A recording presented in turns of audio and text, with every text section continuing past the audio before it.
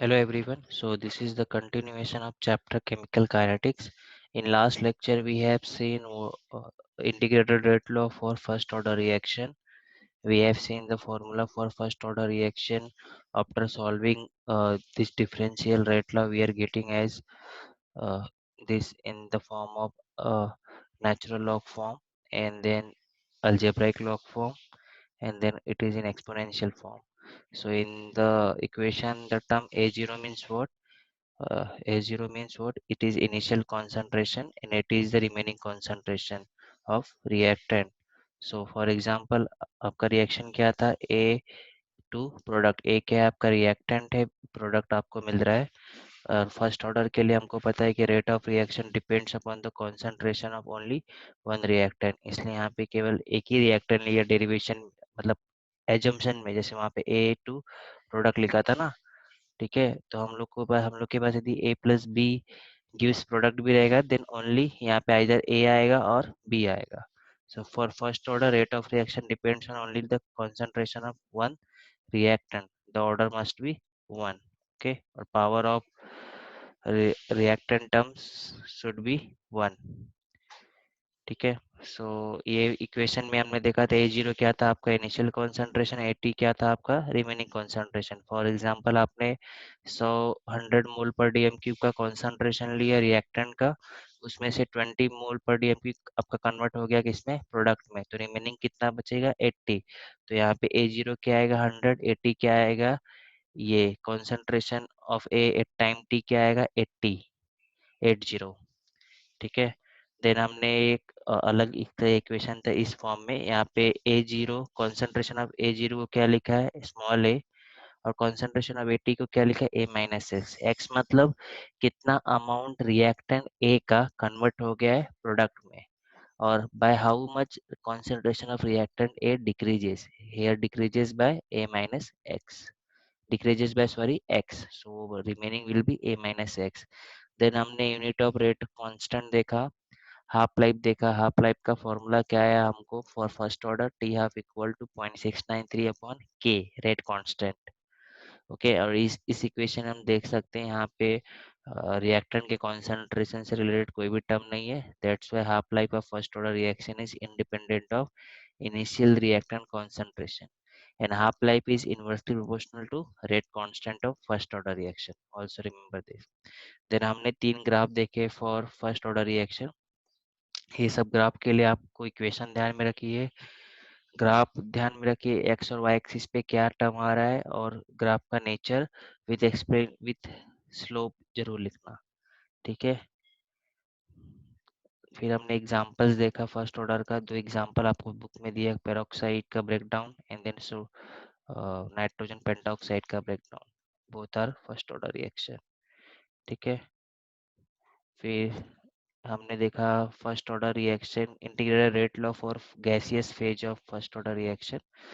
कोई भी gaseous reaction दी होगी जो फर्स्ट ऑर्डर है, उसके लिए integral rate law, because gaseous reaction के लिए जो कॉन्सेंट्रेशन होता है हम लोग इन प्रेशर के टर्म में एक्सप्रेस करते हैं। सो उसके लिए आपका फॉर्मूला क्या है? ये यहाँ पी आई क्या? Initial pressure.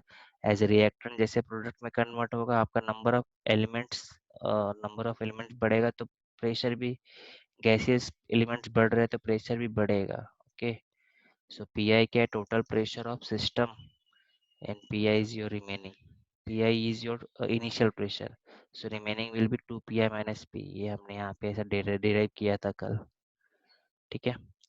फिर नेक्स्ट एग्जांपल्स बचे हुए थे फर्स्ट ऑर्डर के, सो चलो देखते हैं एग्जांपल क्या है। सो आपको एग्जांपल में क्या दिया है? पहले half life of first order reaction is 990 second.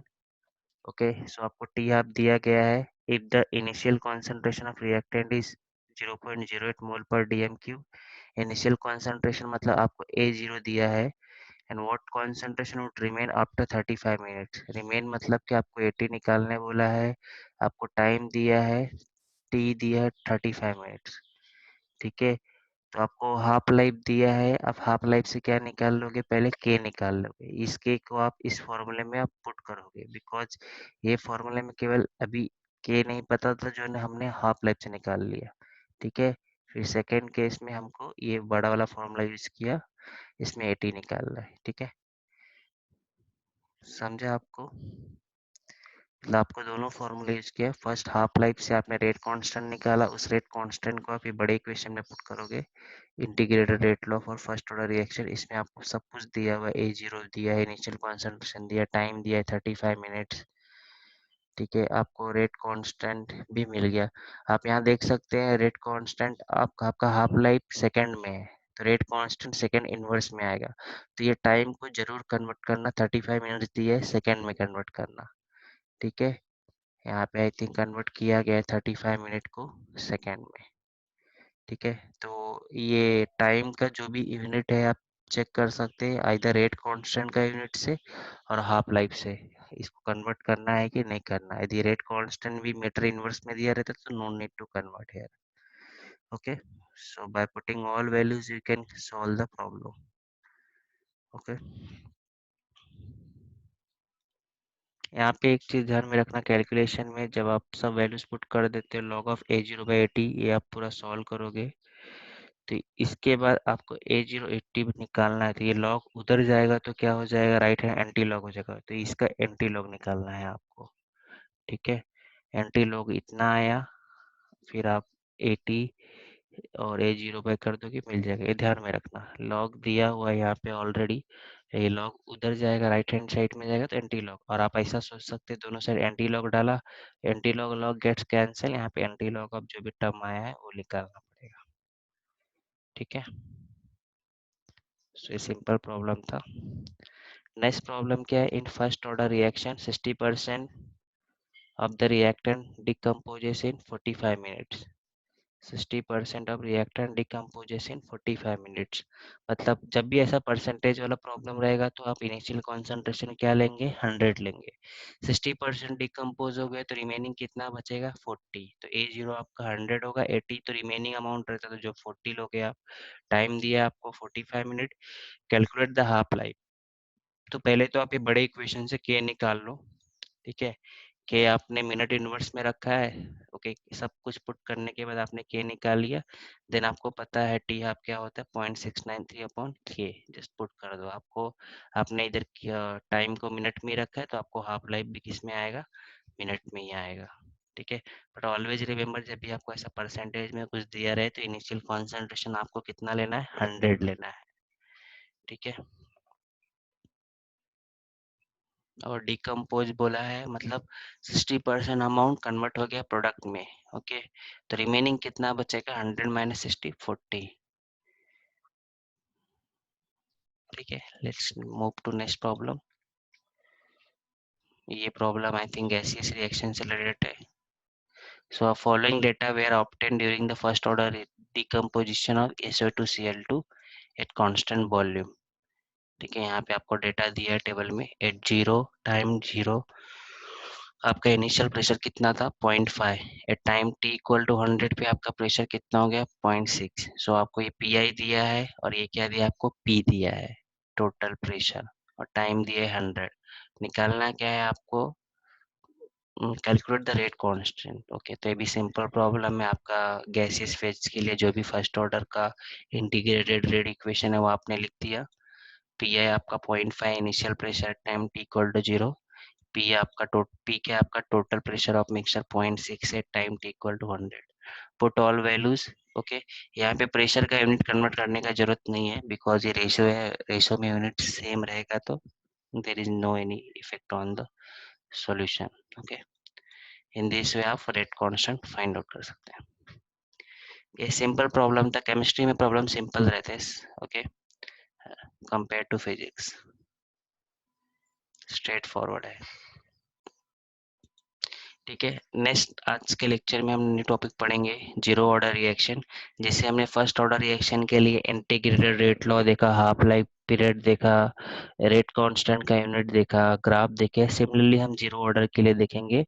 So zero order reaction मतलब क्या, द रिएक्शन जिसका रेट कॉन्सेंट्रेशन ऑफ रिएक्टेंट पे डिपेंड ही नहीं करता और which is independent of the concentration of reactant. Okay, So the rate of zero order reaction is independent of the concentration of reactant.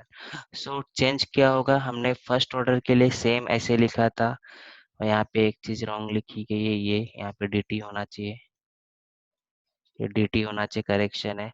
तो first order के लिए भी हमने ऐसा सेम लिखा था डिफरेंशियल, बट यहाँ पे जीरो की जगह क्या था, वन था। Okay, but as it is zero order reaction, इसलिए यहाँ पे क्या रहेगा, पावर जीरो रहेगा। एज पावर जीरो है किसी टर्म का, तो उसका मीनिंग क्या होता है, वन। ओके, ठीक है। सिमिलर आप उसको सॉल्व करोगे, आप जैसे फर्स्ट ऑर्डर के लिए किए थे, तो ये यहाँ पे dt है। Okay, dt will go on, that's ये कट करके यहाँ पे dt लिख देना। ओके, और आपका dA माइनस के dt हो गया, इंटीग्रेट करोगे within the limits a0 to 80, जैसे हमने कल किया था। ठीक है, a0 टू 80 आपने इंटीग्रेट किया, और ये क्या है, इन शॉर्ट आप समझो dx का इंटीग्रेशन क्या होता है, x। सो इसका इंटीग्रेशन क्या आएगा, कॉन्सेंट्रेशन ऑफ a आएगा। ठीक है, बट आप उसके बाद आप लिमिट पुट करोगे तो 80 माइनस a जीरो हो जाएगा, और dt का इंटीग्रेशन क्या होता है, t होता है। तो अब वापस आप लिमिट पुट करोगे, t माइनस जीरो क्या बचेगा आपका, माइनस के टी।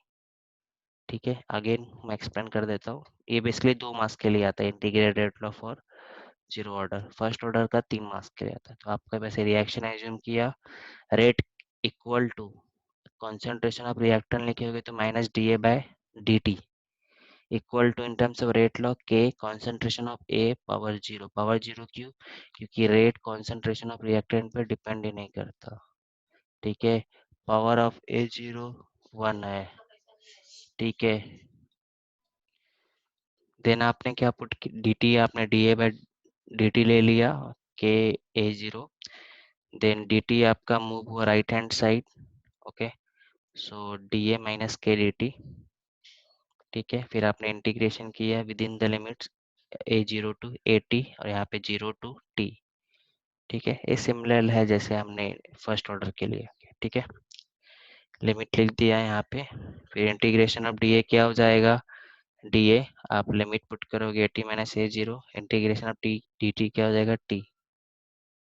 ठीक है, K T equal to, minus sign उधर जाएगा तो A zero minus A T, K equal to क्या आ गया आपका, ये आपका इंटीग्रल रेट लॉ क्या है फॉर जीरो ऑर्डर रिएक्शन।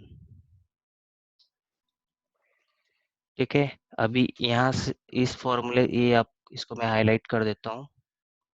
ठीक है, ये आपका किसके लिए है, फॉर फर्स्ट ऑर्डर रिएक्शन के लिए, सॉरी जीरो ऑर्डर रिएक्शन के लिए इंटीग्रल रेट लॉ। ठीक है, अभी ये फॉर्मूले से यदि मुझे रेट कांस्टेंट का यूनिट निकालना रहेगा, तो आप देख सकते हैं कि यहाँ पे कॉन्सेंट्रेशन टर्म है, तो यूनिट क्या आएगा, मोल पर डीएम क्यूब, और मोल पर लीटर, बिकॉज डीएम क्यूब को लीटर भी बोलते हैं। एंड टाइम है, सो मोल per DM cube time inverse, दे रिटर्न एल इनवर्स को उन्होंने वापस डीएम क्यूब लिख दिया। ठीक है, लीटर मतलब होता है डीएम क्यूब। ठीक है, -1 था तो -3 लिखा है यहाँ पे, पर डीएम क्यूब। ठीक है, कल ही मैंने आपको शॉर्टकट फॉर्मूला बताया था, कोई भी nth ऑर्डर रिएक्शन के लिए आपका मोल यूनिट क्या होगा रेट कांस्टेंट का, m raise to 1 minus n time inverse. ठीक है, जीरो ऑर्डर था इसलिए n आप जहाँ पे जीरो डालोगे तो आपका क्या आ जाएगा यूनिट, मोलार टाइम इनवर्स। ठीक है, अभी मोलार क्या होता है, मोल पर डीएम क्यूब। ठीक है, so the units of rate constant of zero order reaction are the same. So next क्या है आपका यहाँ पे, half life of zero order reaction. So integral rate law for half life क्या था, sorry zero order के लिए क्या था, ये के A zero by A T. Half life का मतलब क्या होता है, फॉर टाइम विच रिएक्शन का कॉन्सेंट्रेशन क्या हो जाए, रिएक्टेंट का कॉन्सेंट्रेशन क्या हो जाए, हाफ हो जाए। ठीक है, तो ये आपने इंटीग्रल रेट लॉ लिखा, for time T equal to T half, आपका रिमेनिंग कॉन्सेंट्रेशन क्या हो जाएगा, ए जीरो बाय टू। ठीक है, ए जीरो बाय, यहाँ पे ए जीरो डिवाइड बाय टू होना चाहिए, इन्होंने वापस रॉन्ग लिखा, ए जीरो डिवाइड बाय टू। ठीक है, तो ए जीरो में से ए जीरो बाय टू जाएगा तो क्या बचेगा आपका, ए जीरो बाय टू ही बचेगा।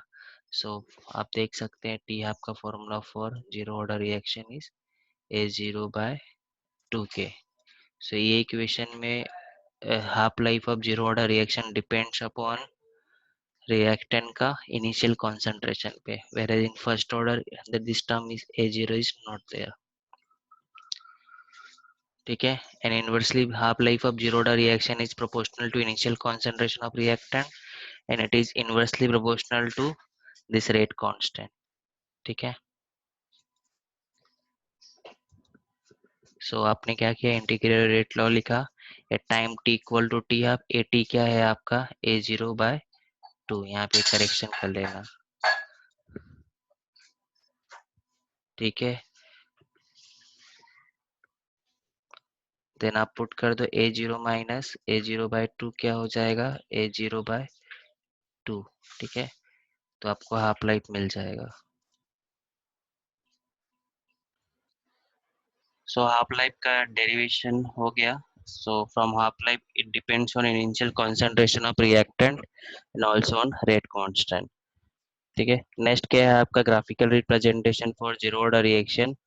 सो हमको इक्वेशन क्या मिला यहाँ पे, के equal to A0 minus A t/t, उसको बस थोड़ा रीअरेंज किया, A t equal to minus KT plus A0। तो यहाँ पे आप देख सकते हैं ये भी आपका स्ट्रेट लाइन इक्वेशन है। AT बिकॉज चेंज होने वाला रहेगा विथ रिस्पेक्ट टू टाइम, जैसे जैसे टाइम बढ़ेगा आपका रिमेनिंग अमाउंट रिएक्शन कॉन्सेंट्रेशन क्या होता जाएगा, चेंज होता जाएगा। और A0 तो इनिशियल कॉन्सेंट्रेशन है, वो तो कांस्टेंट ही रहेगा। ठीक है, फिर यहाँ पे आपका ये इक्वेशन हो गया। इस ग्राफ के लिए एक ही ग्राफ दिया गया है। आपका नेचर क्या है, स्ट्रेट लाइन है, स्ट्रेट लाइन है, बट यहाँ पे इसका इंटरसेप्ट भी है, इट्स इंटरसेप्ट इज A0 और स्लोप क्या है माइनस के। स्लोप माइनस माइनस में क्यों है, बिकॉज कॉन्सेंट्रेशन ऑफ रिएक्टेंट क्या हो रहा है, डिक्रीज होते जा रहा है। ठीक है, तो आप एक ग्राफ में ये जो इतना पार्ट है, ये पॉइंट आपका क्या है, जीरो कॉमा क्या है A0। ठीक है, 0, और वाई इंटरसेप्ट। ठीक है, ये पॉइंट 0, A0। ठीक है, अब ब्रैकेट के साथ लिखोगे 0, A0। ठीक है, और आपका ये जो इतना पार्ट है, ये इतना पार्ट जो है ये क्या है आपका वाई इंटरसेप्ट है A0।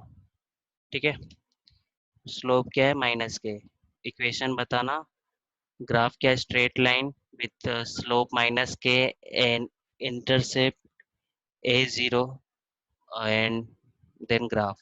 ठीक है, दैट मच ओनली।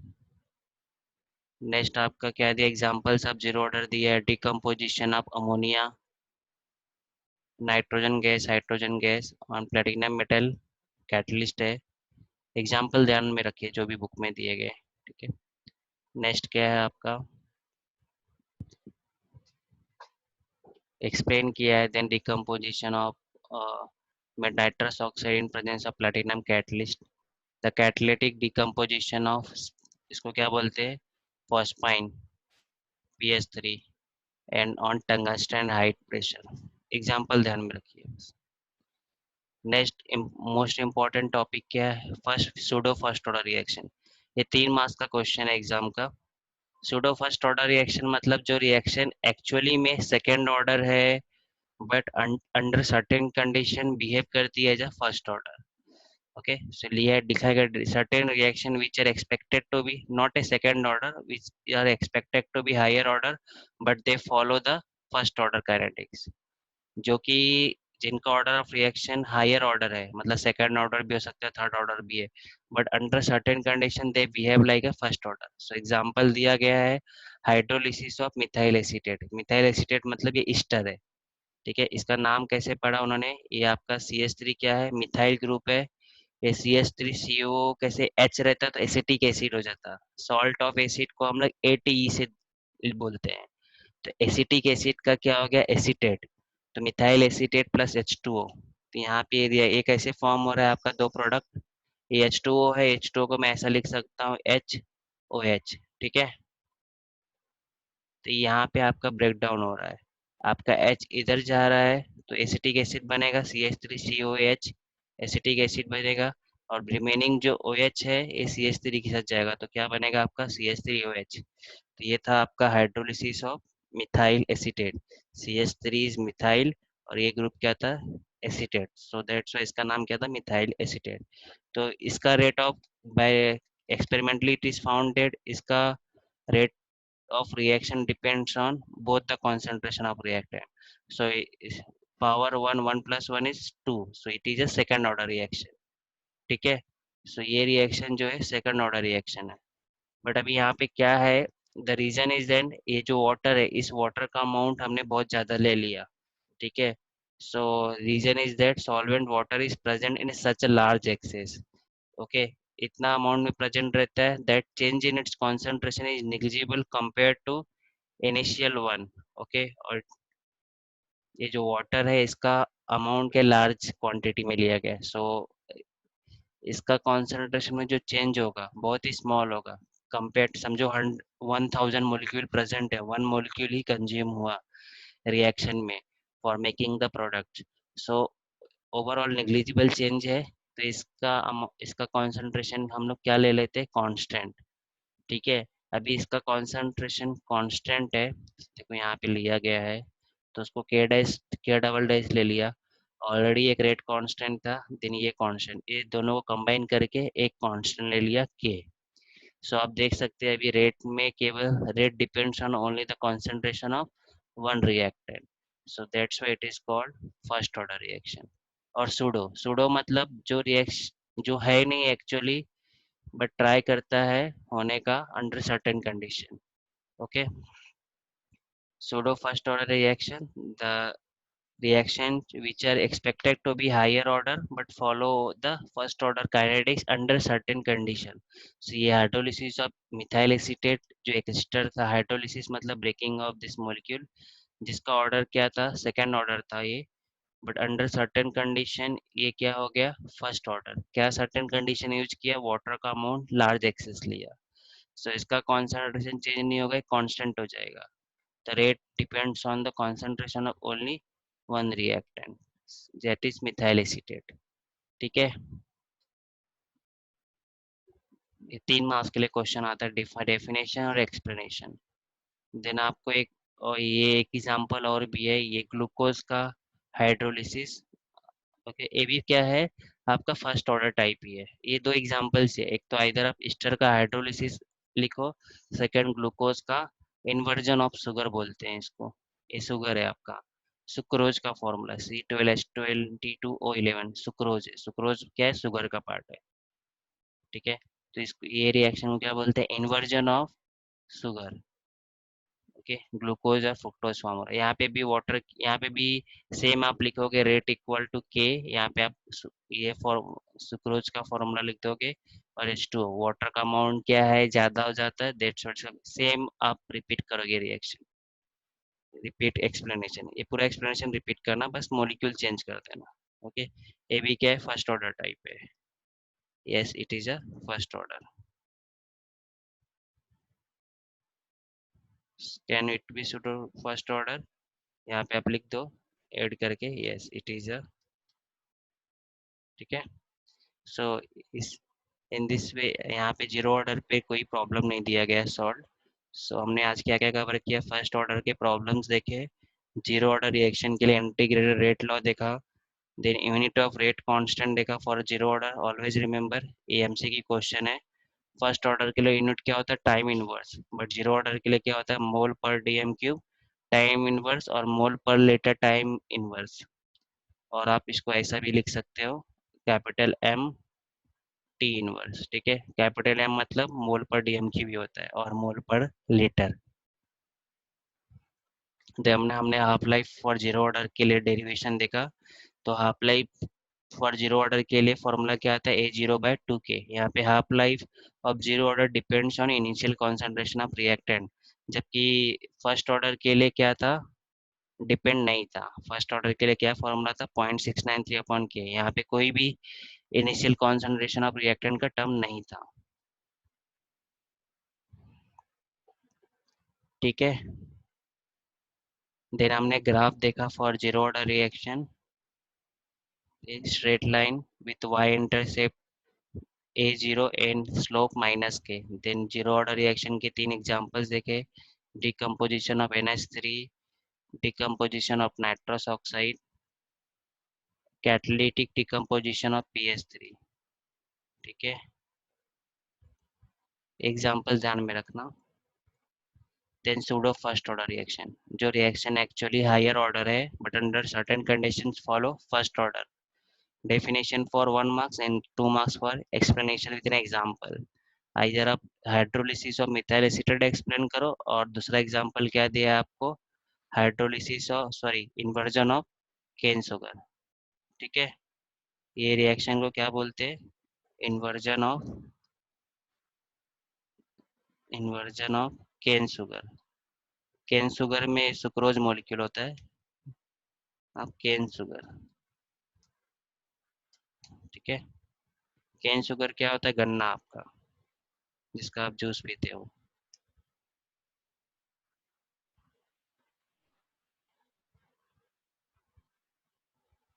ठीक है, नेक्स्ट लेक्चर में हम थोड़े अनसॉल्व प्रॉब्लम देखेंगे जीरो ऑर्डर फर्स्ट ऑर्डर के, या न्यू टॉपिक स्टार्ट करेंगे, collision theory of biomolecular reaction.